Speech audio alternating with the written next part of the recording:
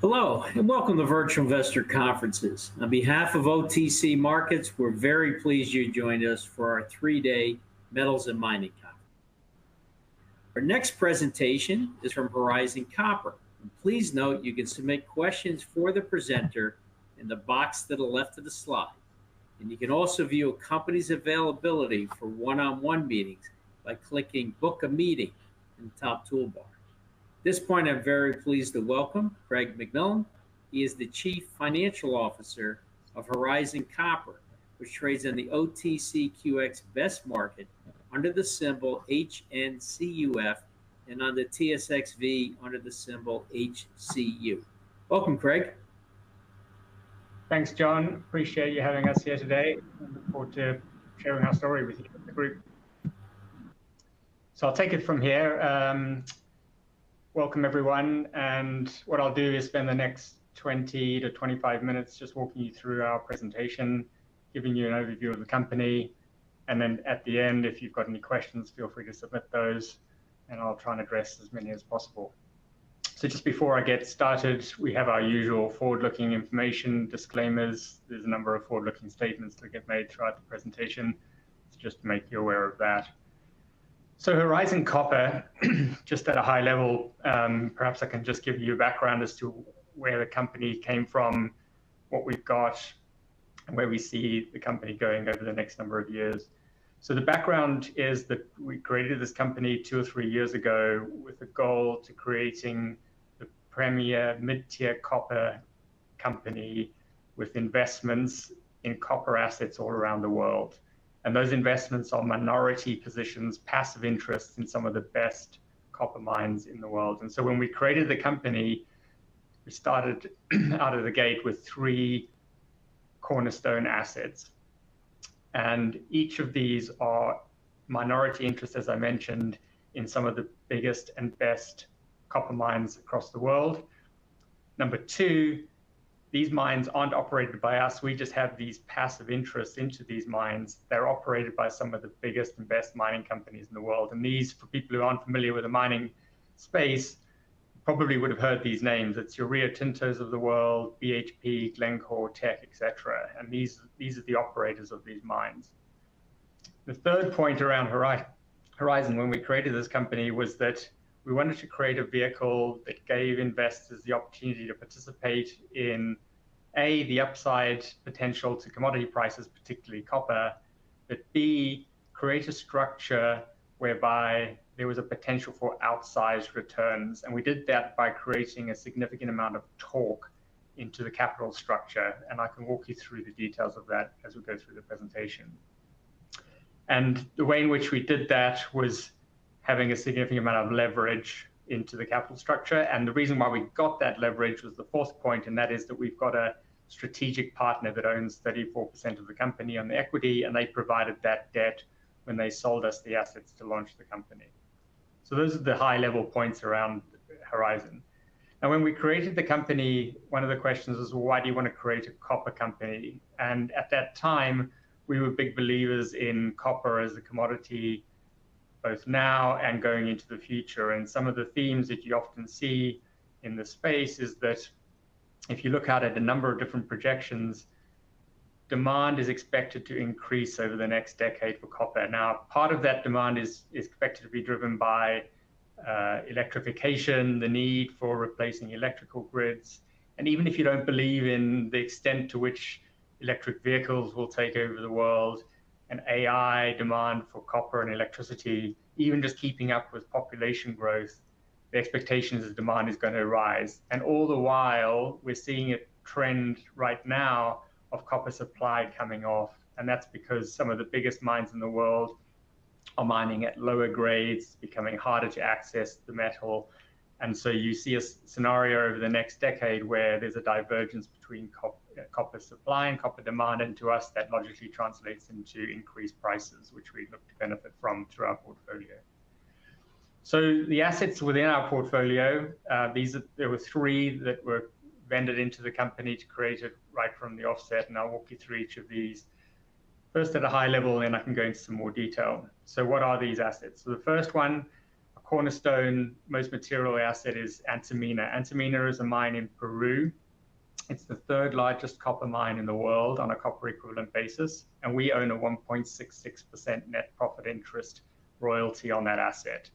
This is an asset that is a joint venture between BHP Billiton, Teck, Glencore, and Mitsubishi, so some of the biggest mining companies in the world that own and operate that mine. And we get a quarterly royalty payment based on 1.66% of the net profits from that asset. This is a multi-decade mine that has been in operation for a couple of decades already and will continue to produce for many decades into the future. And we generate about $10 to $15 million US of net cash flow from this asset after we've satisfied any of our streaming and royalty obligations that we use to fund the acquisition of that asset. So it's cash flowing today and will continue to cash flow for many years to come. The second asset we've got in our portfolio is Oyu Tolgoi. Oyu Tolgoi, again, is one of the biggest copper mines in the world. It's expected to be the fourth largest copper mine in the world by the end of this decade. This is located in Mongolia and is operated by Rio Tinto, again, one of the biggest mining companies in the world.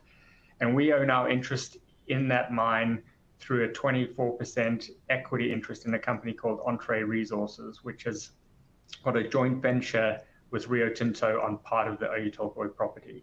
And I'll get into the details of what that looks like as we move through the slides.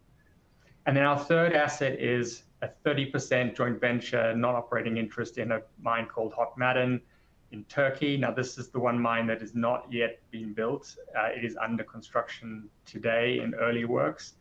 And the operator of that mine, SSSR Mining, is working on developing that mine towards a formal construction decision later this year, and the expectation that that mine will be in production by 2028. So to go into a little bit more detail on what each of those interests look like, I'll start with Antamina. So when we acquired Antamina, we knew that this was going to be a multi-decade phenomenal asset to have an interest in. And what we've seen over the last year at Antamina is that at the beginning of last year, they were awarded a modified environmental impact assessment, MEIA. And what that did was it granted an extension to the pre-existing mine life from 2024 to 2036. You had a 12-year extension last year, and we expect that to be the first of many further extensions going out into the future. And when the planning's been done for this mine, it's modeled out into the 2040s and then 2050s. So it truly is a multi-generational mine. And the other thing that happened with that MEIA was that it allowed for the operators of that mine to increase their throughput by up to 40% to over 200,000 tons a day. And whether or not they do that in the near future or the medium term, to the extent that they do that, that is incremental cash flow that we would be receiving through our interest that wasn't anticipated when we acquired this asset. And because of the longevity of this mine, if you look at getting incremental cash flow today, it's not just bringing forward cash flows on a short mine life. It truly is incremental cash flow that we weren't otherwise expecting. So a phenomenal asset, and one which we're really excited to have as our cornerstone in our portfolio. The next asset, Oyu Tolgoi, this is a better visual presentation of what this asset looks like and where our interest lies. So if you look at the map, this blue shaded area is the original Oyu Tolgoi mine, and it started out as an open pit, owned and operated by Rio Tinto and predecessor companies. And then they've been moving to the underground mine, which is to the right of the slide here, and these lift 1 and lift 2 parts of the underground. And then once you get into the orange shaded area, that then moves on to this joint venture property in which we have our interest through our interest in Entrée. And so that's labeled the Hugo North extension. There's 2 pieces to that. There's lift 1 and lift 2. And just by way of reference, that orange shaded area, that's about 17 years worth of mine life. The green shaded area is about 22 years of mine life. So again, multi-decade mine life with lots of potential for expansion beyond that. So when you look at what was happening at Oyu Tolgoi over the past year, one of the questions was, well, they've been mining the open pit, they've moved onto the underground. Is the underground mine going to work? A. B, are they going to move on to this joint venture ground so that you'll actually get anything out of your interest? And then C, do you have the interest that you think you have? Because there were some question marks around the execution of the joint venture agreement. And so what's happened over the past year is all of those questions have been resolved. First of all, Rio Tinto has commenced underground mining. They've blasted over 120 drawbells, so you can see that the underground mining is working. The second thing they said they were going to do is move on to this joint venture property by the fourth quarter of last year. And in Q4 of last year, they announced that they'd started in development or on Lift 1 on the joint venture ground. So that second point has been addressed. And then thirdly, there was the question of, well, do you really have what you thought you had? And is the joint venture going to operate as intended? Because they've been operating under this framework of a joint venture for a number of years. And that joint venture agreement was signed and executed in the first quarter of this year. So all of those previous uncertainties around how the mine will get developed on this joint venture property have been addressed. And so where that leaves you today is that there's going to be further development over the next couple of years of this extension ground with a view to being in production by 2027. And the expectation is that Entrée and us being their largest shareholder will receive dividends from that extension production in 2029. So that's where we see Oyu Tolgoi right now. Now, the other thing that happened last year at Oyu Tolgoi is that they released a number of drill results, and this is part of the ore body that hadn't been drilled for over a decade. And all of the drill results that came out confirmed a couple of things. First of all, any infill drilling confirmed just how spectacular that ore body is in terms of grade and size, but it also demonstrated possible extensions to that ore body, both to the east and to the south. So there's upside potential, which is not built into any of our projections around how much cash flow is going to get generated from that Lift 1 and Lift 2. And so if you look at it, even if you ignore that exploration potential that comes with it, if you look at our interest through Entrée of what we expect to get from cash flows from this asset over the next couple of decades through Lift 1 and Lift 2, we expect there to be, on an undiscounted basis, granted, but on undiscounted cash flows, over $400 million US of cash flow attributable to Horizon over the next couple of decades from this mine. So it's a massively significant cash flowing asset that is just around the corner from producing. And that's at copper prices below spot today. So if you took a more aggressive view of copper, obviously that just translates into higher cash flows going forward. And then the third asset, just to get into a bit more detail on, is Hot Maden. Hot Maden is a development stage project in Turkey. This one, PDAC Discovery of the Year a number of years ago, and since then it's been moved towards early stages of development. And right now it's held in a joint venture structure between ourselves, a company called SSR Mining, which is a multi-billion-dollar operating company, who's the operator of the project, and then a Turkish conglomerate called Lydia. And Hot Maden is truly a world-class asset in terms of grade. Now, it's not of the size and scale of Oyu Tolgoi and Antamina, but it's a huge outlier when it comes to grade. You can see on this chart that it's both an outlier from a gold perspective when you compare it to some of the highest grade gold mines in the world, as well as copper. And so what that means is you're going to get exposure to both copper and gold. And with gold, especially in the last quarter, you've seen the run up to over $3,000 an ounce of gold. Horizon actually gets the benefit from some of that gold production as well. Now, in terms of what's happening there, SSR Mining have announced recently that they're going to spend between $60 to $100 million on a 100% basis on the project this year. And that's going to be focused on some early works activities such as construction of the main access road, tunnels, site development, and they've also earmarked $5 million for exploration spend at this project. And this is a project that has been relatively underexplored since it was first discovered. And so there's some additional potential for upside potential through exploration as they start to explore the project further. But the main point would be that they're going to look to move the project forward meaningfully in 2025, coupled with looking at debt financing, project financing to fund the overall development of the project, and then be in more meaningful development activities in 26 and 27, with the project being in production by 2028. Now, one of the questions we get with each of these three interests is, are you going to need to fund anything with respect to your interests? And that's an important point because we're very cognizant of not being in a position where we're a development stage company, but we're going to have to be significantly dilutive to our equity holders by going out and having to raise money.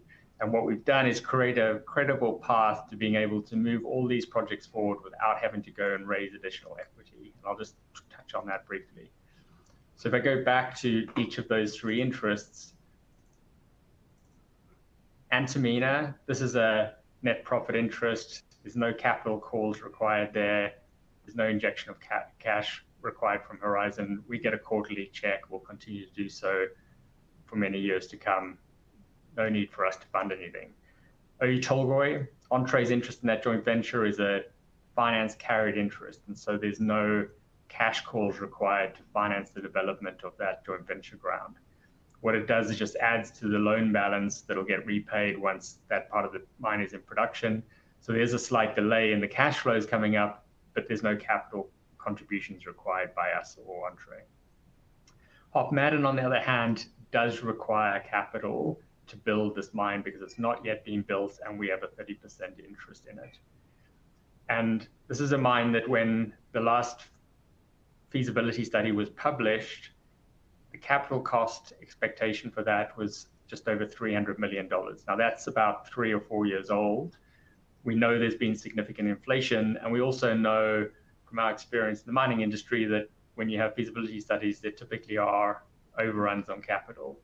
So if you take that number and you assume something higher than that, now is it 40%, 50%, 100% higher?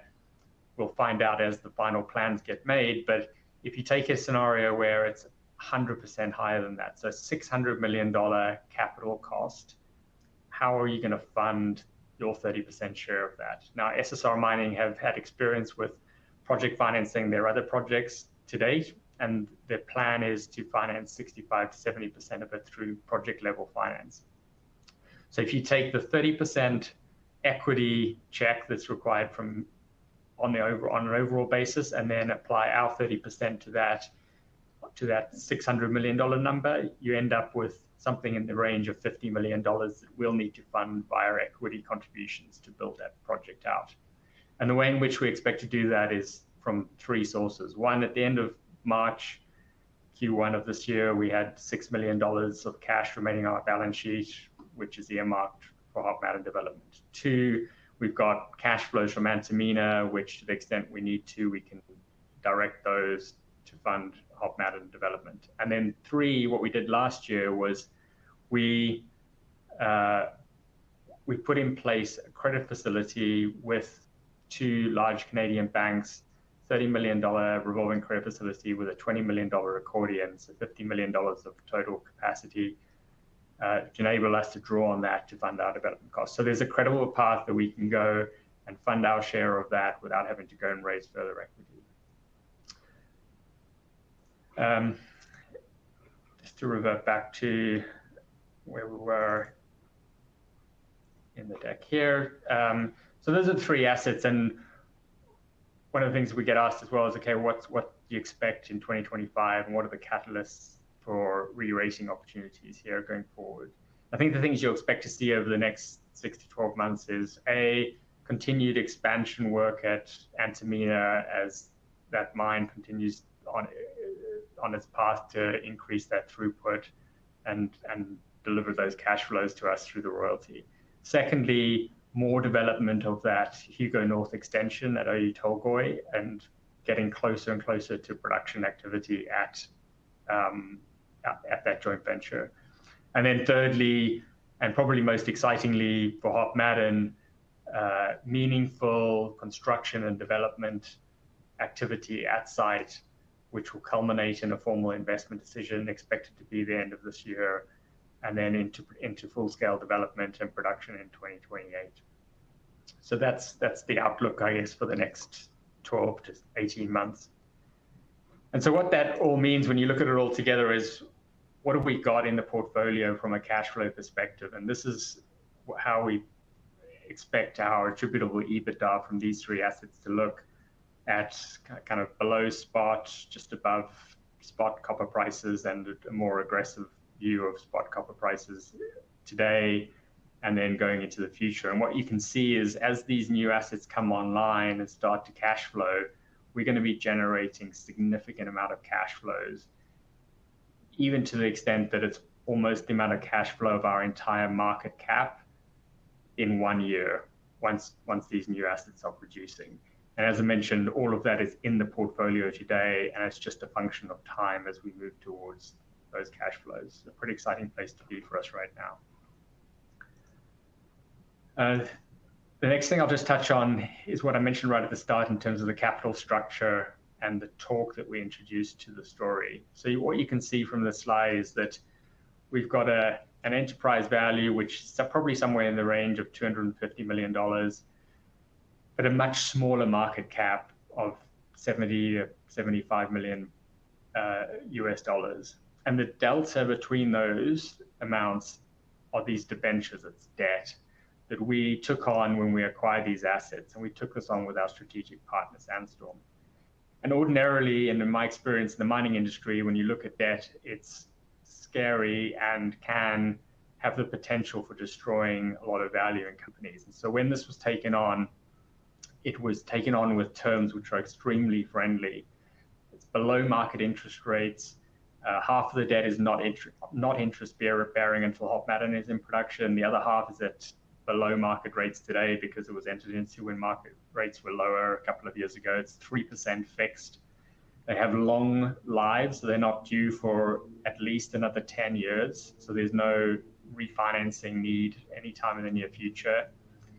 And there's no financial covenants. So incredibly friendly debt that gives the torque to equity holders without the downsides of traditional debt. And what that translates into is, for every 10% increase in enterprise value that we can see as these projects come online, as copper prices rise, that translates into a 30% increase for equity holders. And what you can see is that even if we do nothing and we don't even add to this portfolio by adding additional interest, and we just use the cash flows to pay down debt, over time, more and more of that value will accrete to equity holders. And over time, that debt will get repaid, and you've got outsized returns for the existing equity holders without the risk of further dilution. So overall, in summary, you've got a portfolio of world-class assets run by world-class operators, a unique capital structure that gives potential for outsized returns without the downsides of traditional leverage, and a strategic partner that's there supporting us along the way. So with that, I see a few questions have come in, and I'll try and just address those before we run out of time at the top of the hour. So the first one was,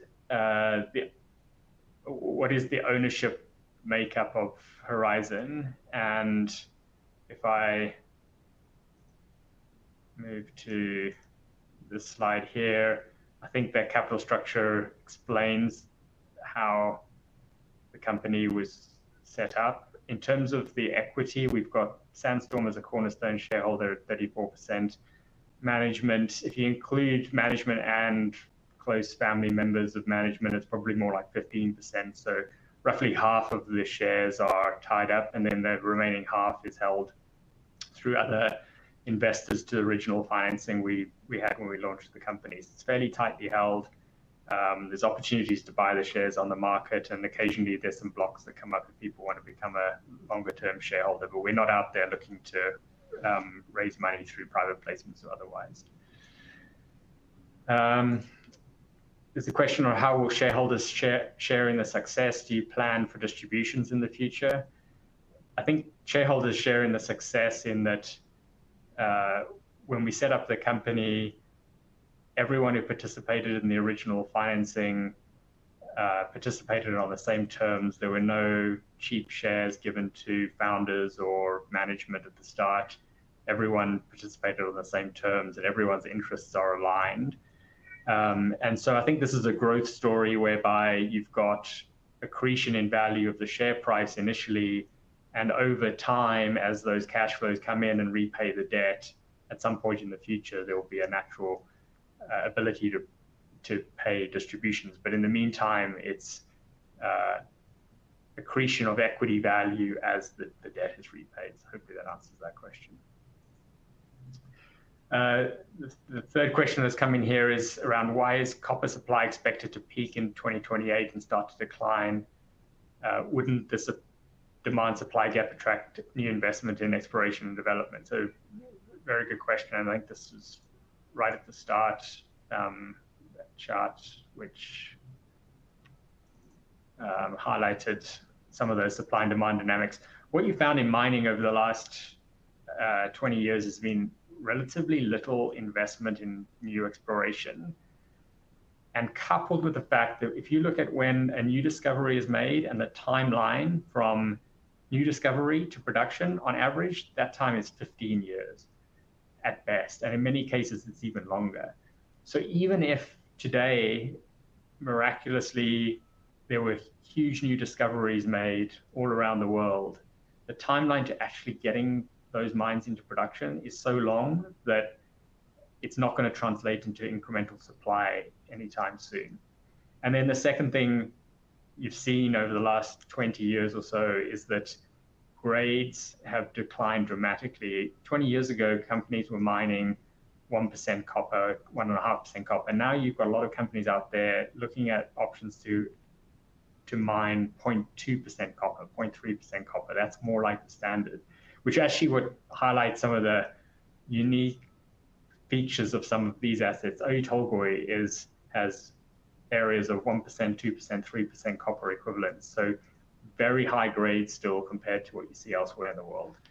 So I think that's the point is there is new investment, there's new interest, but the timeline to translate into actual new supply is extremely long and fraught with a number of hurdles that companies have to overcome. And for that reason, it's hard to see how they're going to catch up anytime soon. I think that's all the questions that I've seen come in today. Hopefully that's given everyone a good overview of the company.